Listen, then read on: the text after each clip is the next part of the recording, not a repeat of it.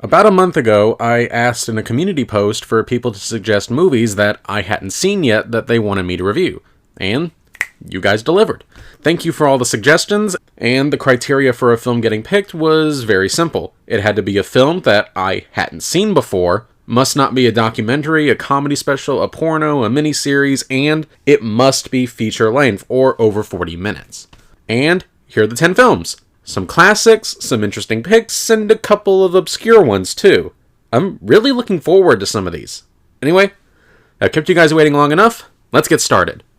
The first suggestion comes from Jack McGinn, who wanted me to review the 1976 Carrie.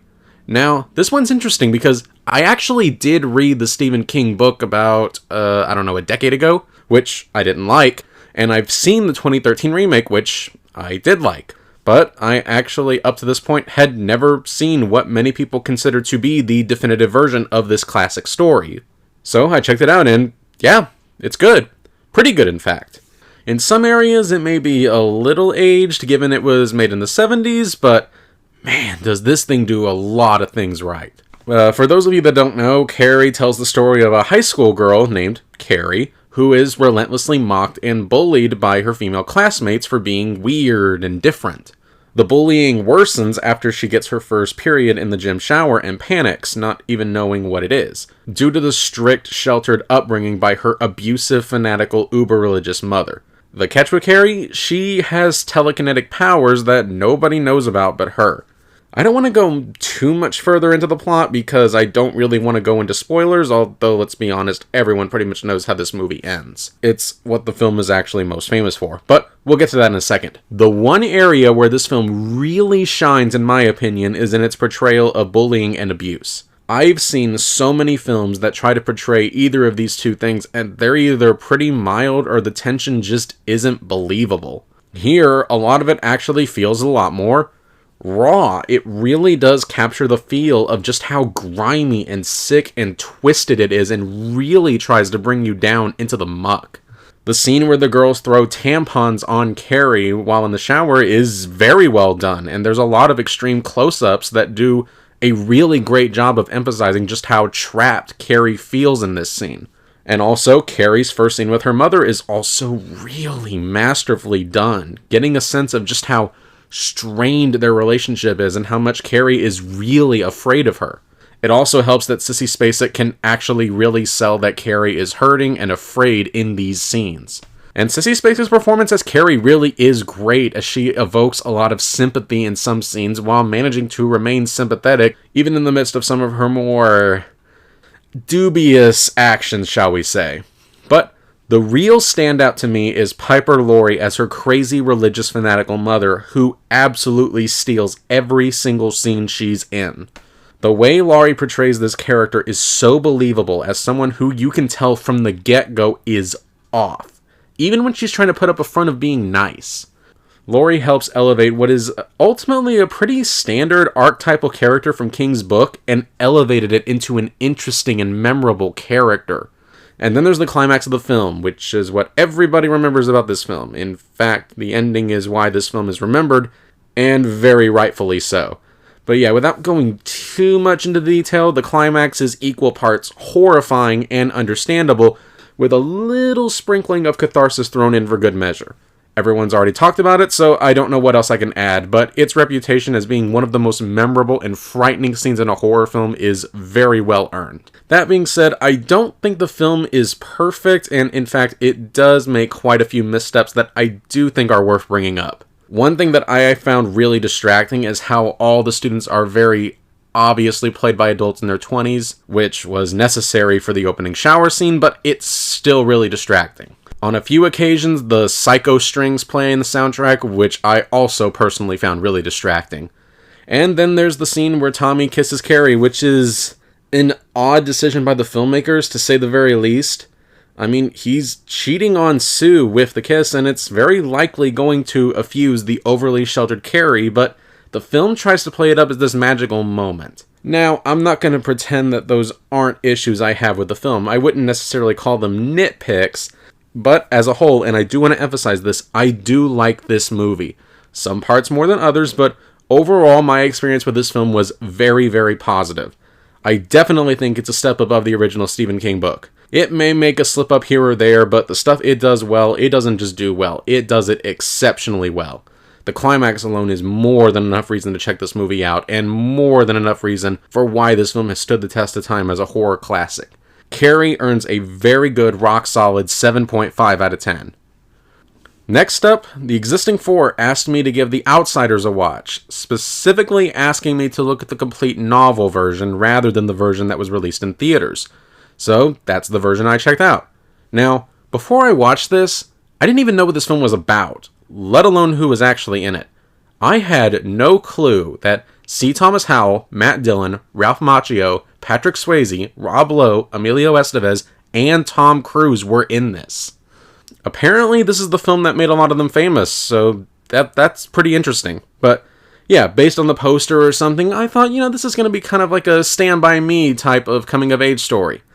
I didn't know that this was actually a film about juvenile delinquents and gangs, and is specifically about how one gang member actually ends up killing another member of another gang in self-defense, and the ensuing fallout that happens because of it. And overall, I think it tells that story pretty well. It reminded me of a much more subdued, more realistic, and less over-the-top version of The Warriors. And the film's theme of exploring the listlessness of the post-war generation also reminded me of Rebel Without a Cause. But still, this film manages to stand on its own, and the primary way it does this is the relationship and bond that forms between Johnny and Ponyboy. In fact, the bond that forms between all the members is actually really solid. The way these characters act, the lines that they have them say, and plus the fact that they got some really talented actors to play them, I really don't have a hard time at all believing that they're all part of this single cohesive unit. And like I said, I have not seen the theatrical cut, which runs about 25 minutes shorter, but I honestly have a hard time seeing this film working as well as it does if it ran much shorter. I could imagine it feeling pretty choppy in places and jumping around all over the place, and not giving the characters and the actions enough time to breathe or let the events sink in. So, while I can't definitely say that the complete novel version is better than the theatrical cut, I would say that it's probably a pretty good solid bet. That being said, there are a few issues in here. Like, some of the fight scenes are pretty poorly staged. There's a few times where you can very easily tell that their punches aren't connecting at all. And sometimes it can be a little bit over the top with some melodramatic overreactions. But overall, this is an extraordinarily solid movie, and I definitely understand how this film could resonate with so many people. The real heart of this film is the believable relationships that form between all the characters. I don't necessarily think this is great, but it's a really well-made film that I'm glad has found its audience. The Outsiders, at least the complete novel version, gets a 7.5 out of 10. Next up, a suggestion from Sippy Soup, and they wanted me to review Big Momma's House 2. Now, I had not seen any of the Big Momma's House movies prior to the making of this video, and my thoughts on the first film, now that I've seen it, is, yeah, it's not a great film, but I gotta admit, I kind of enjoyed it in that guilty pleasure kind of way, and I laughed more than I'm willing to admit.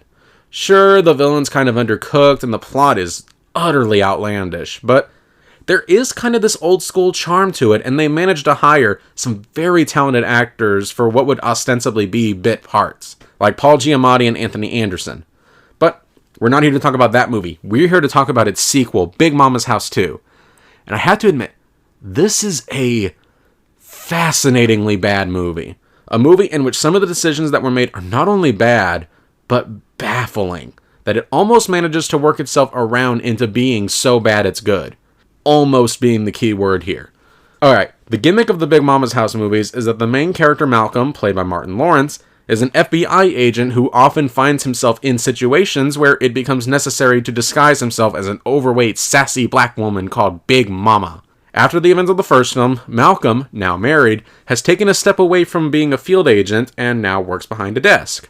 However, after his first partner gets killed, Malcolm decides that he's going to go back undercover and do the investigation himself, even if it means lying to his pregnant wife, played by Nia Long, and the FBI. So, he dons his Big Momma disguise from the first film in order to infiltrate the family of the man that they suspect is behind everything, getting himself hired as their nanny. But even though he's a tough FBI agent who can stare down a barrel of a gun without flinching, oh no, now he has to deal with helping to raise 3 kids, which is hard to do because he's a man and doesn't know how to raise kids. So, yeah, the plot is essentially The Pacifier if Vin Diesel was in drag, which is an image I don't want to think of, but yeah, okay, moving on. So yeah, basically, this is the plot of a generic kids film, only with slightly more edge in it to make it a PG-13. But at the same time, any semblance of the original film's darker elements have almost been completely scrubbed away. In fact, aside from one scene that takes place in a spa, it's not even really that edgy when compared to the original. I kind of get the feeling that the studio asked the filmmakers to tone down the sexual content and language, maybe to make the film more enticing to parents to bring their kids, but that is pure speculation on my part. But the downside to having the film toned down is that it doesn't really feel like there's any stakes in this one, and it actually removes the bite that made the first film so enjoyable. There's also a really stupid subplot where Nia Long's character starts suspecting that Malcolm is cheating on her because she found a giant thong underneath her bed. Instead of, remembering that she first met him when he was disguised as her overweight grandmother, her first suspicion is that he's cheating on her. And then suddenly she finds out halfway through the movie that he's not cheating on her. And then she pretty much disappears until the final scene. Yeah, that subplot added so much to the film. You can tell because you could literally cut it out and you would lose nothing. I guess they wanted to give her something to do but couldn't think of anything else. Also, am I the only one that's disappointed that Paul Giamatti is not only not in this film, but he's not even mentioned? He was actually really funny in the first film, so not bringing him back felt like a mistake. But then again, he had hit it big after Sideways, so he probably and understandably did not want to come back. But still, that does mean that the dynamic that worked between him and Lawrence is absent in this film. In fact, if they weren't going to bring him back, I'm not sure why they didn't just make Giamatti's character the one that was shot and killed at the start of the film. It would have added some pathos to the script, and it would have made it easier for the audience to sympathize and empathize with Lawrence, rather than him going against all sense of FBI protocol just for the sake of some guy that we, the audience, do not know or care about. Okay, but okay, that's just run-of-the-mill bad. What makes this film so fascinatingly bad? Well, let me put it this way. In many scenes, this film feels like a live-action cartoon, but not necessarily in a good way. There's a running gag about a 2-year-old kid jumping from high places and landing flat on his face. Like, I'm not kidding. He's intentionally hurling himself off of high places, landing on his head, and his parents just shrug it off as kids just being kids. There's also the pet chihuahua who was depressed over witnessing something traumatic that I honestly can't even remember what it was. And Big Mama's solution to this problem is to give it the equivalent of, 5 or 6 shots of tequila, and boom, he's suddenly cured of his trauma instead of, dying from alcohol poisoning. And there's also how the FBI is so stupid that they apparently don't even recognize Malcolm in his Big Mama disguise. How is that even possible? I'm sure everyone in the Bureau knew about his antics in the first film. How on earth did they not catch on that it was him? But yeah, when you really get down to it, by far the biggest problem with this film is that this is a sequel that was only made to cash in on the success of the first film. And honestly, you can feel it. If this was a standalone script with nothing successful that came before it, there is no way this would have been greenlit. But I know a lot of people grew up with this film, and comedy is subjective after all, so, maybe this just hits your sense of humor. This is just not my kind of humor. I will happily take the first film over this, but still, I would rather watch this again than the abysmal third film. There were some moments that did still make me laugh, and like I said, some of the decisions made are just so bizarre that I couldn't take my eyes off the screen. I was often transfixed, just not for the reason that the filmmakers intended. Big Mama's House 2 gets a 3 out of 10. Alright, next we got Rebel Friend, who asked me to review the original 1981 Evil Dead film. My only experience with this franchise beforehand was me watching the 2013 remake a while ago and not really liking it. But I had heard so many good things about this franchise, so I wanted to check it out, and wow, is this film wonderful. Ostensibly, this film has a premise that's been done multiple times before. A group of friends go to a cabin in the middle of nowhere and wind up having to fight something demonic that's trying to pick them off one by one. So yeah, typical slasher movie setup, but with a bit of a supernatural edge. And this film is proof positive that it's not necessarily the plot that makes the film, but rather the execution. And execution is the right term because, my word, this film has some of the most brutal, over-the-top, most grotesque death scenes I have seen in a long time. Some of this stuff is shocking, even by modern standards. The sheer amount of bubbling, exaggerated gore in these scenes cannot be overstated.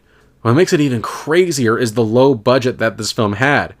And yet, it has some great, gory special effects. Granted, there are times when the low budget comes through, particularly in some of the early scenes, but the sheer amount of creativity that this film offers, from the scene of a woman getting attacked by a tree, to the demon's skin literally melting off of them, it gets really insane. In fact, in some ways, you could make the argument that the camera's grainy video quality due to the low budget actually makes the film better because it almost gives it kind of a snuff film quality. If I was a horror film back in the early 80s and I came across this film, I would eat it up. And even today, it still delivers some really creative effects and body horror. If you're kind of sick of modern horror films putting an over-reliance on CGI, this film's use of both practical effects and even stop motion is such a huge breath of relief and a real feast for the eyes. I mean, sure, I could point out how sloppy this film is in some ways, like an occasionally poorly delivered line, or how the characterization is sparse, but it almost seems pointless for a film like this. For what the film is trying to do, be an over-the-top splatter gore film, it succeeds with flying colors. I had a blast watching this film, and I cannot wait to watch the rest of the series. This film gets a 9.5 out of 10. Alright, now we got Mr. Nobody's request that I take a look at Minions: The Rise of Gru, the film that's both a sequel and a prequel simultaneously. Good thing I'm wearing my best suit in this beautiful hand-drawn avatar of mine that I can properly talk about this film. Is that still a meme? You know what? I don't care. I'd seen every Despicable Me movie that preceded it, and my thoughts? I really liked the first one, liked the second one, barely tolerated the third movie, and found the first Minions movie pretty mediocre. So the question on everyone's mind is, how does this compare to the first Minions movie specifically? Let me just say, it's a lot better. Like, no joke, Minions 2 is actually a pretty solid movie. I mean, okay, I wouldn't call this great by any stretch, but it is a lot better than it has any right to be. For one, when compared to its predecessor, this one actually has a story, like with real stakes and real goals that the characters are actually working towards. For example, Gru wants to be a part of a supervillain league, so he steals something valuable of theirs to prove that he's worthy of joining them. And then he gets kidnapped. So, the minions decide to go and try to save him. Like I said, real tangible goals for the characters that are understandable and logical and follow a natural progression. I actually really like the young Gru. I love his, for lack of a better word, childlike enthusiasm into wanting to be a supervillain. And another thing that took me by surprise was the bond that formed between Gru and his idol-turned-kidnapper, Wild Knuckles. It was actually fun and even a touch heartwarming to see Gru get a lot of his supervillain inspiration from, and how they actually really work well together as a team. Also, even though this is still a Minions film, this film actually does something smart that the first Minions film forgot. The Minions work best in smaller doses. Giving us time to step away from their antics goes a long way into making them way more tolerable, and it also makes their actually funny moments stand out even more.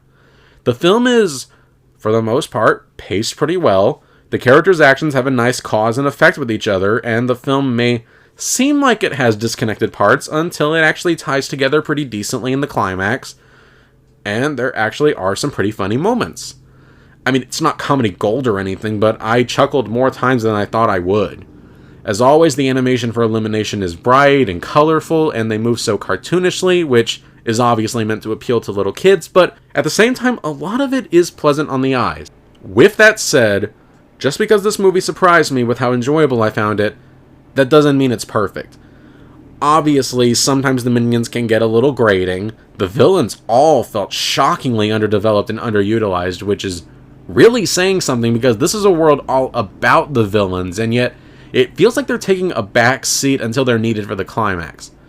And just like any film aimed at younger kids, there are some genuine groaner jokes. But even still, I was shocked that I enjoyed this as well as I did. I'm not going to pretend that this is some underrated gem that you'll definitely enjoy, but I do think that if you enjoyed any of the previous Despicable Me films, I think it's worth at least giving it a chance, and I think that's really saying something. Minions: The Rise of Gru gets a 6.5 out of 10. Up next we have KasixGaming, who requested I take a look at the Netflix film, The Sleepover. This film tells the tale of a group of kids at a sleepover, 2 siblings and their friends, who are forced to track down the parents after they're both kidnapped, and are forced to grapple with the reality that their mom may not have been who she said she was. I was skeptical about this film, because it is a Netflix kids film, and those have a, shall we say, less than stellar reputation. But I also saw the slightly above average positive reviews it had, and I was cautiously optimistic. So what did I think of it? It's okay. This is kind of like an above average, slightly edgy Disney Channel original film. This is the kind of film that I could really see myself liking a lot when I was a kid. And because it's a kids film, there is some leeway that you can grant it with how convenient some of the plot beats are, like how Kevin's video just so happened to go viral on the night that the bad guys were planning a heist for this crown that they've been plotting to steal for years. Overall, this film just has a nice and kind of odd sense of charm to it. The action scenes are passable. None of the characters were annoying or unlikable, although admittedly Kevin does get dangerously close to that line at times. It even manages to work in a few genuinely funny moments here and there, like when the boys find the laser pen. And the film has those kind of kid empowerment plots that I used to love when I was younger. And because of that, it did kind of give me this warm, nostalgic feeling over a film that only just came out, and that's no small feat. Of course, parts of this film do feel unpolished. The pacing is choppy in places, especially in the second act. Characters just kind of pop in and out as the plot demands, and the bad guys aren't really that intimidating. And honestly, that is kind of my biggest issue with the film. It feels too sanitized and safe. I never really felt like the kids were ever in any real danger, so the tension just fell flat. Compare this film to something like, I don't know, The Goonies from the 80s, where it actually does feel like that there is a sense of danger and risk involved. Even though, yeah, you're pretty sure that none of the kids in the film are gonna die, the villains are still really intimidating, and they do a good job at convincing you that the kids really are in danger.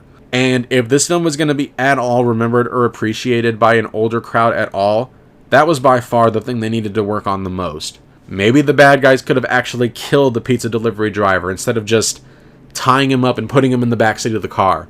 But honestly, that's neither here nor there. As I said, this is a perfectly fine, unexceptional, but very passable kids film that adults won't hate with a burning passion. Sure, it has mistakes, but none of them are rip your hair out bad or anything like that. The Sleepover gets a 5.5 out of 10. Next up, we got Alcreamie Master, who wanted me to take a look at Bride of Chucky, a film about how Chucky is resurrected yet again, this time by his loving girlfriend. That was never mentioned in the first film, but whatever. And after they have a fight, he kills her and then transfers her soul into another doll, and then the two of them decide to transfer their souls into the body of a young couple that they know of. My experience with the Child's Play movies had previously been limited to just the first one, a film that I liked a lot. It's definitely a little goofy, but it actually mixed it up with some genuine scares. With Bride of Chucky, the horror is almost secondary, and the film's primary focus seems to be on comedy, which normally I'd say is when a horror franchise has jumped the shark, but given how goofy the initial premise was, it feels a lot more like a natural progression rather than signs of a franchise running out of steam. This is a film that knows its premise is silly and doesn't even try to hide it, and there's something oddly endearing about it. On top of that, the film actually manages to work in some unbelievably violent and creative deaths, such as when John Ritter's character gets nails driven into his face, and when the honeymoon couple gets shredded to bits by the glass ceiling above their bed, and so on. I definitely get the feeling the writers had a blast coming up with creative deaths for this film, kind of feeling like an R-rated old-school B-horror film in a lot of ways. Like, nobody is going to believe that a doll could actually smother another human being with a pillow by sitting on it. But like I said, the film's self-aware and self-referential tone really goes a long way into elevating it.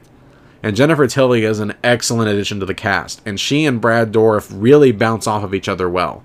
Also, without giving away too much, the ending is absolutely fantastic. Like, the final jump scare at the end of the film is the perfect amounts of both creepy and hilarious. And it also works as an excellent callback to those cliffhangers at the end of old monster movies. That being said, obviously this film's not perfect. The human characters are pretty boring, especially the main couple, who are about as milquetoast as you can imagine.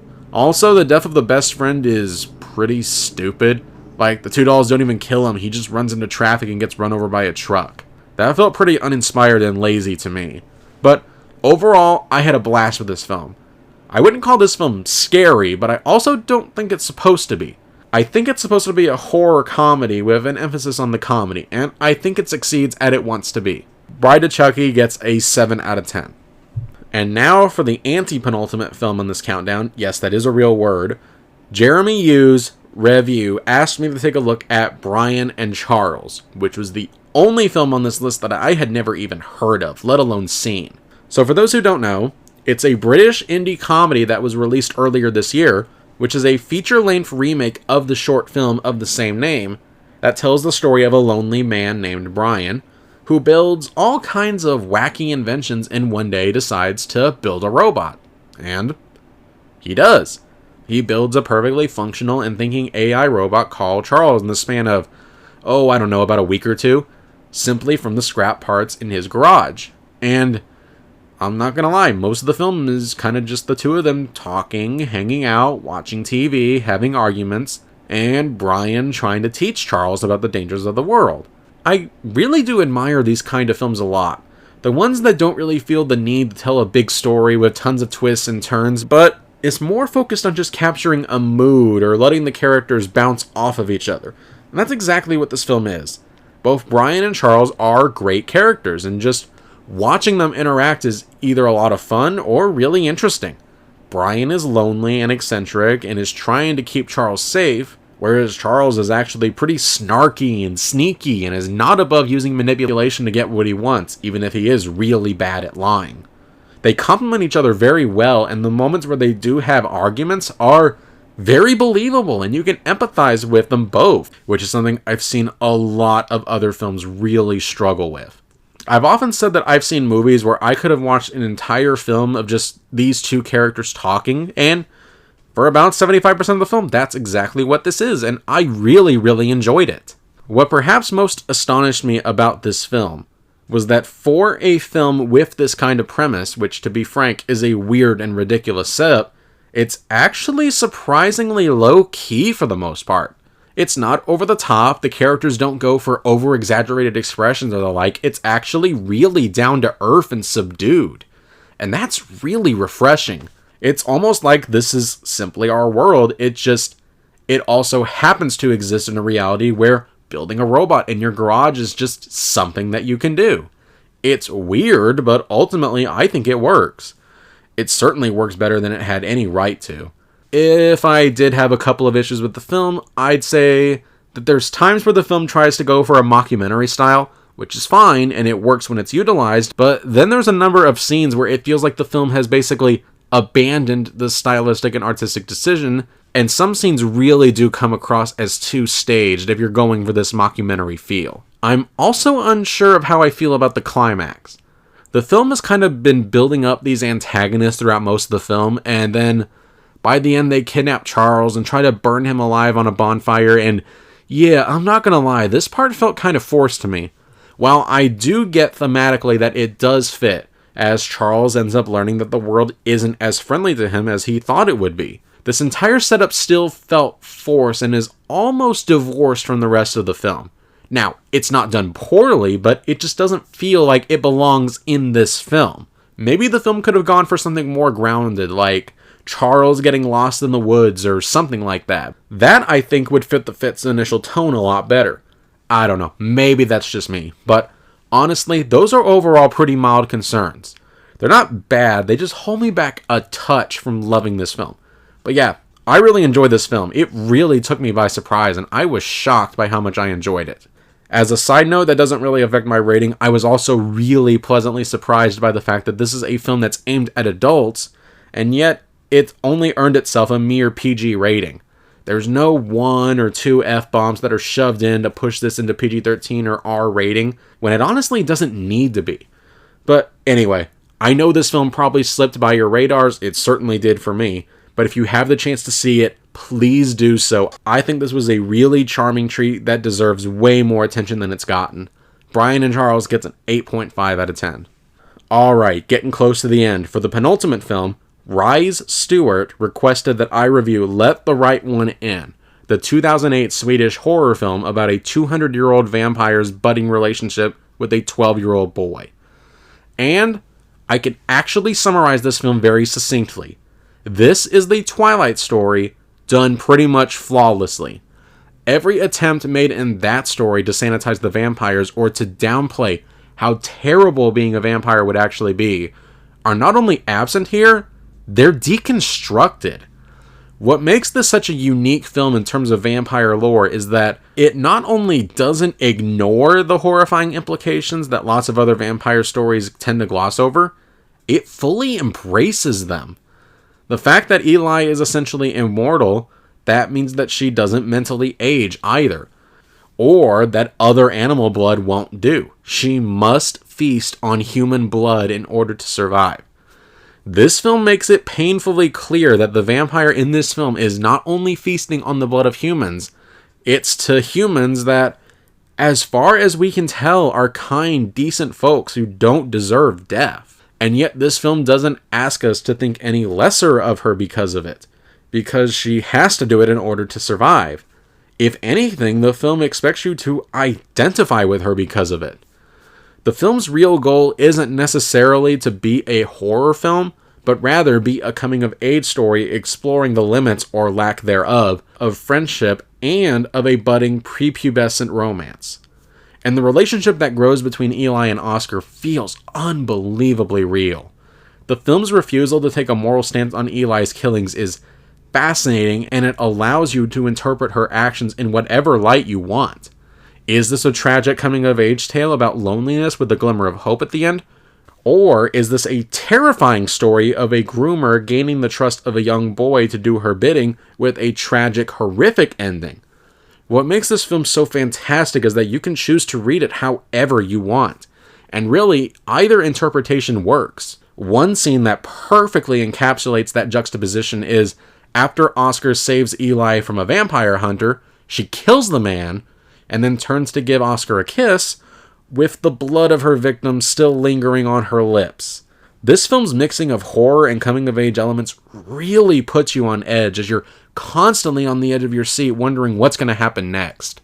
There is a semblance of unpredictability that runs throughout this entire film. You never know if you're going to get something horrifying, something cute, or some mixture of the two.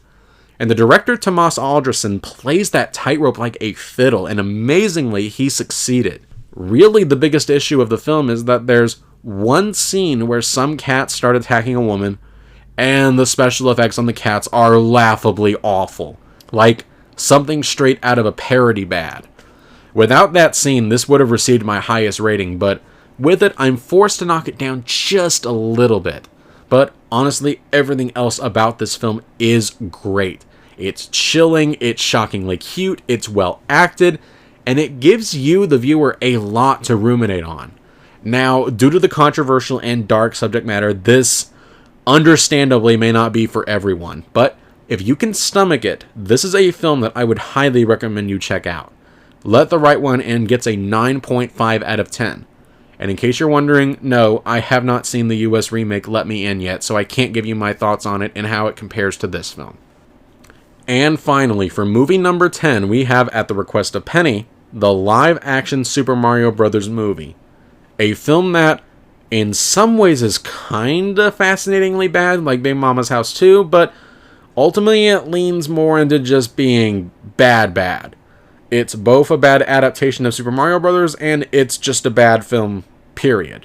I am sure there's entire essays that detail every single solitary way that this film does not capture the video games, but I don't want to focus on that here, because we don't have all day. The actual premise is that two plumber brothers, I guess. Honestly, I'm not sure if they're supposed to be brothers or father and son in this version, who meet a student paleontologist, Daisy, who winds up getting kidnapped by two goons after they had kidnapped several random women thinking that they were her, for some reason. And the Mario Brothers have to travel to an alternate dimension where humans evolved from dinosaurs in order to save her. So based on hearing that premise, you might be wondering, how does this work as a film? It doesn't. It's bad. Really bad. The plot, to put it bluntly, is stupid. The idea of there being two divergent worlds, one where humans evolved from apes and another where they evolved from lizards, sounds like it would be a fun idea on paper, but the execution leaves something to be desired. For starters, the alternate dimension that the Mario Brothers travel to feels so dull and lifeless. It's basically copying the same kind of crapsack futuristic world from Blade Runner, only without the imagination. In fact, the world here feels completely overstuffed, that after a while, it just becomes exhausting to look at. The film's attempts at combining both the gritty with the cartoonish and outlandish just falls flat on its face, resulting in some bizarre tonal inconsistencies. The plot is pretty much nonsensical, as it basically jumps around from plot point to plot point, desperately trying to weave something resembling a cinematic story from the bare bones elements of the game. Elements that are so utterly bizarre, like the decision to make the Goombas love to dance, which to be frank, I still don't get. A Goomba that somehow manages to walk up walls and on top of a ceiling, managing to just stand in the right place in order to defeat King Koomba, and a character being transformed into some kind of toadstool goo-like monstrosity. Every 5 minutes there's either some plot inconsistency, like apparently King Koopa never thought to use the evolution machine to make his two henchmen smarter, until just this moment in time for some reason. Or there's some contrivance, like those same two henchmen suddenly becoming good guys for no real reason. Or a character makes an unrealistic, stupid decision, like one of the kidnapped women, who decides that it would be a great idea to point out that Mario is trying to rescue them right in front of the bad guys. Or it would just have something annoying in general that I just wanted it to stop. At some points, it legitimately feels like the filmmakers are making things up as they go, and I'm still not thoroughly convinced that they weren't. And speaking of which, the climax for this film is awful. The action is so sloppy, so poorly constructed, so poorly edited, and so incomprehensible that I actually had a really hard time trying to figure out what was going on. Like, I know some people enjoyed this film. I just could not get into it. I tried to watch it both as its own sci-fi film and as something to enjoy ironically. But I had a thoroughly unpleasant experience with this one. It was loud, it was poorly paced, and the direction is awful. I don't know, maybe this could be enjoyed as a time capsule of 90s filmmaking, from the animatronics to the bizarre plot and the over-the-top acting, or even as just a riffing film with some drunk friends. But this did absolutely nothing for me. It gets a 1.5 out of 10. And those are the 10 films. Thank you so much to everyone who participated, whether your film got picked or not. This was an interesting experiment. It finally gave me the chance to see some films that I'd been meaning to get around to, and it even introduced me to a film that I had never heard of and might never have otherwise checked out. I'd really like to do something like this again. However, I'm not sure when that's going to be. I've already got a lot of things on my plate keeping me busy. So keep your eyes peeled for a community post, maybe in the coming months, for the second 10 movie challenge. But anyway, thank you so much for watching. Have a good day, and I'll see you next time.